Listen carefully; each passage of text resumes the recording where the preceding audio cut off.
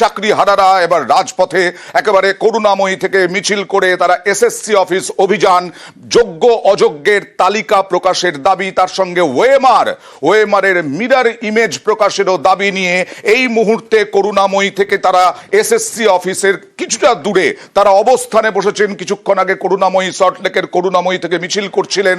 সেই মিছিল করে অভিযানে চাকরিহারারা তাদের বিভিন্ন দাবি রয়েছে, যেমন যোগ্য অযোগ্য আলাদা করা, তার সঙ্গে ওএমআরের মিরর ইমেজ প্রকাশ করা।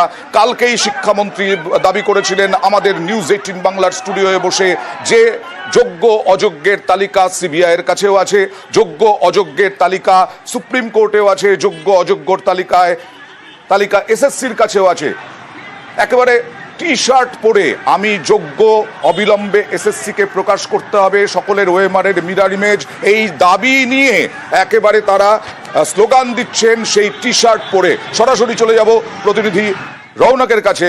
রৌনক, এই মুহূর্তে কি পরিস্থিতি? বেশ কয়েক ঘন্টা হয়ে গেল, এখন আর কিছুক্ষণের মধ্যেই শিক্ষামন্ত্রীর সঙ্গে বৈঠক হবে চাকরিহারাদের। কি জানা যাচ্ছে, চাকরিহারারা কি বলছেন?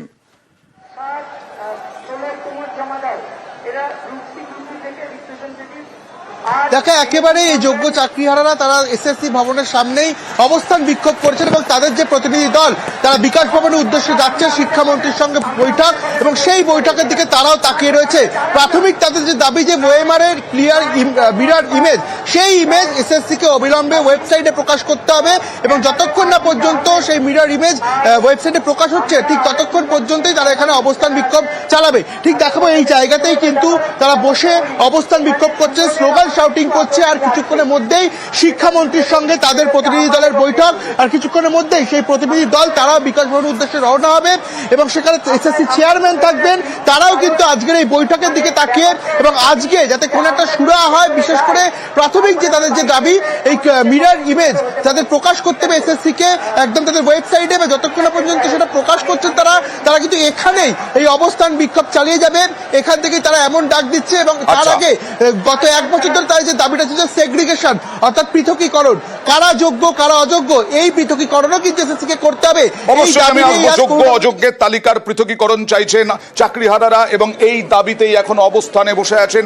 আমরা আরো এক প্রতিনিধি সুদীপ্তর সঙ্গেও কথা বলবো, যে গতকালই নিউজ 18 বাংলায় শিক্ষামন্ত্রী ব্রাত্য বসু তিনি যোগ্য অযোগ্যের তালিকা আছে, আইনি পরামর্শ নিয়ে যোগ্য অযোগ্যের তালিকা দিয়ে দেওয়া হবে, এই দাবিও করেছেন। সুদীপ্ত, চাকরিহারারা কি বলছেন গতকালের শিক্ষামন্ত্রী ব্রাত্য বসুর দাবি নিয়ে?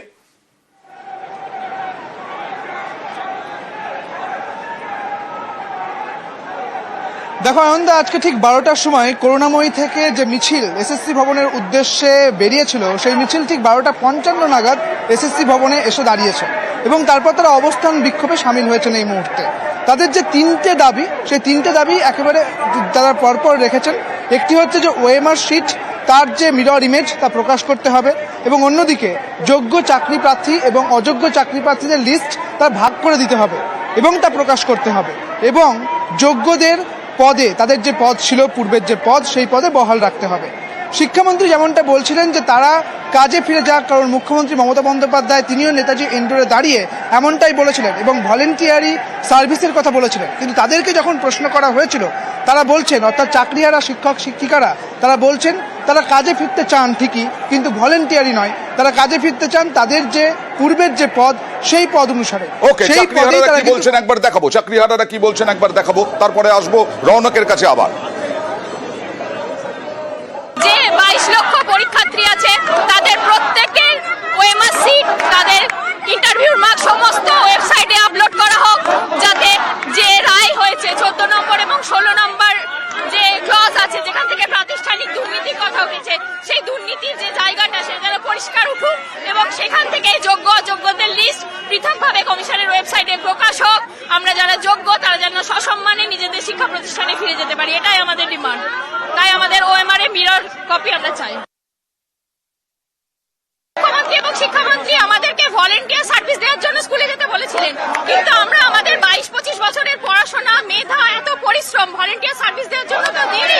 তাই আমরা যে পোস্টে ছিলাম সেই সম্মান নিয়ে স্কুলে ফিরবো, এবং আমরা ফিরবোই, তার জন্য যত দূর যেতে হয় আমরা যাবো। কিন্তু আর কিছুক্ষণের মধ্যেই শিক্ষামন্ত্রীর সঙ্গে বৈঠক চাকরিহারাদের। সেই শিক্ষামন্ত্রী বলবেন আজকে যে রাজ্য কি কি পদক্ষেপ করেছে, রাজ্য কি কি ব্যবস্থা নিয়েছে। সরাসরি চলে যাব প্রতিনিধি রওনকের কাছে। শিক্ষামন্ত্রীর সঙ্গে বৈঠকে শিক্ষামন্ত্রী তো বলেইছেন যে আইনি পরামর্শ নিয়ে যোগ্য অযোগ্যের তালিকা, আইনি পরামর্শ নিতে হবে যোগ্য অযোগ্যের তালিকা প্রকাশে। আর আজকে শিক্ষামন্ত্রীর সঙ্গে বৈঠকে কতটা আশাবাদী তারা?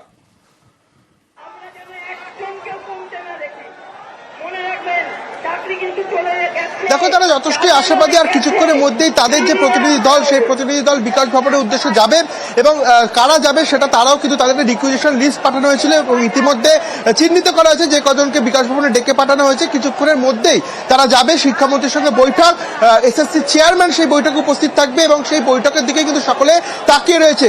অর্থাৎ যে জটটা পাকিয়ে রয়েছে, কোনো সুরা এর মধ্যে থেকে বেরোয় কিনা সেই নিয়ে একটা বৈঠক হবে। অর্থাৎ তারা এই বৈঠকের দিকেও তাকিয়ে রয়েছে।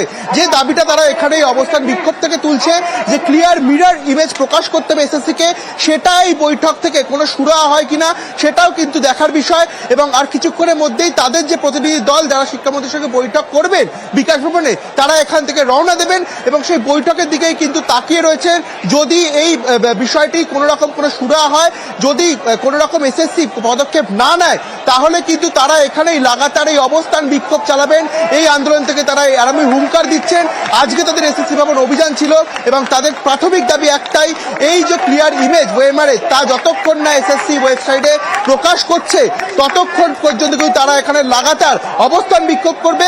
অন্যদিকে তাদেরই 3 জন প্রতিনিধি গতকাল থেকে একটা অনশনে বসেছেন এবং সেখানেও কিন্তু আমরণ অনশনের ডাক দেওয়া হচ্ছে। অর্থাৎ দাবিটা স্পষ্ট, ক্লিয়ার মিরর ইমেজ প্রকাশ করতে হবে। যদি তা না করা হয়, সবটাই এখন চালিয়ে যাবে। সবটাই এখন সবাই তাকিয়ে বিকাশ ভবনের দিকে, কারণ আইনি প্রক্রিয়ার বিষয় রয়েছে। সেই আইনি প্রক্রিয়ার সঙ্গে সঙ্গে আলোচনার প্রক্রিয়া রয়েছে। এই আলোচনা আইনি প্রক্রিয়ায় কি হতে যাবে বিকাশ ভবনে, এই এসএসসি অফিসে, এখন এসএসসি অফিসের সামনে বসে রয়েছেন, কিন্তু বিকাশ ভবনে বৈঠকের তোড়জোড় চলছে। এখান থেকে চাকরিহারারা যাবেন বিকাশ ভবনে। কজনের প্রতিনিধি আসছেন, কি বৃত্তান্ত, সবটা জানবো প্রতিনিধি অভিজিতের কাছ থেকে। অভিজিৎ, একটু দেরি হবে কারণ চাকরিহারারা আসতে একটু দেরি হচ্ছে, তারা অবস্থান বিক্ষোভ করছেন। কি জানা যাচ্ছে এখনো পর্যন্ত?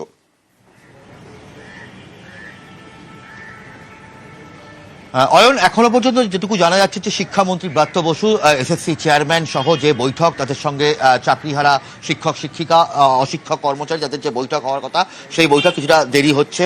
কারণ একদিকে স্কুল সার্ভিস কমিশনের সামনে সেখানে আন্দোলন চলছে, সেখানে অবস্থান বিক্ষোভে সামিল হয়েছেন একদল চাকরি প্রার্থী। প্রাথমিকভাবে যেটা জানা গেছিল যে 8 জন আসবেন, এখন যেটা জানা যাচ্ছে যে 12 জন প্রতিনিধি আসবেন। বিভিন্ন যে যোগ্য শিক্ষক শিক্ষিকাদের পক্ষ থেকে 8 জন এবং 4 জন অশিক্ষক কর্মচারীদের পক্ষ থেকে 4 জন, এই মোট 12 জন আসবেন। এবং সেখানে রাজ্যের পক্ষ থেকে শিক্ষামন্ত্রী ব্রাত্য বসু তিনি জানাবেন যে কি কি পদক্ষেপ গ্রহণ করা হচ্ছে। পাশাপাশি চাকরিহারা শিক্ষকরা তারা বলবেন যে তাদের যে কি কি সমস্যা এবং সবটাই যেন সুপ্রিম কোর্টে যে রিভিউ পিটিশন করতে চলেছে রাজ্য, সেখানে কি কি বক্তব্য রাখতে হবে বা রাখা উচিত, সেই গোটা বিষয়টা নিয়েই পর্যালোচনা বৈঠক হবে। এবং সেখানে শিক্ষামন্ত্রীর পক্ষ থেকেও যেটা জানানো হতে চলেছে যে রাজ্য সর্বতোভাবে পাশে থাকছে এই চাকরিহারা শিক্ষক শিক্ষিকা অশিক্ষক কর্মচারীদের পাশে। অন্যদিকে কসবার ঘটনার বিচার বিভাগীয় তদন্ত নিয়েও চাকরিহারারা তারাও দাবি তুলবেন। তবে কিছুটা দেরি হচ্ছে এই বৈঠক, কারণ একদিকে কলকাতা শহরের বিভিন্ন প্রান্তে চূড়ান্ত ট্রাফিক জ্যাম এবং একই সঙ্গে সল্টলেকে চাকরিহারা শিক্ষক শিক্ষিকাদের তাদের যে আন্দোলন চলছে। দেখা যাক, তুমি যেমন বাইরে রয়েছে তেমনি যেখানে মিটিং হবে সেইখানটা, যেখানে বৈঠক হবে সেইখানে এই মুহূর্তে সোমরাজ রয়েছেন আমার সেইখান থেকে ফোনে। সোমরাজ, গতকাল ব্রাত্য বসু শিক্ষামন্ত্রী তিনি বারবার এই কথা বলেছেন যে সরকার পাশে আছে, কিন্তু যেহেতু সুপ্রিম কোর্টের রায়, আইনি প্রক্রিয়া চলছে, সেই আইনি প্রক্রিয়ার মধ্যে আলোচনার প্রক্রিয়াও চালিয়ে যেতে হবে, তাতে হয়তো কিছুটা অপেক্ষা করতে হবে। আজই সব সিদ্ধান্ত হয়ে যাবে এরকমটা তো নয়। কতটা বোঝাতে পারবে বলে মনে করছে শিক্ষা দফতর এবং এসএসসি এই চাকরিহারাদের?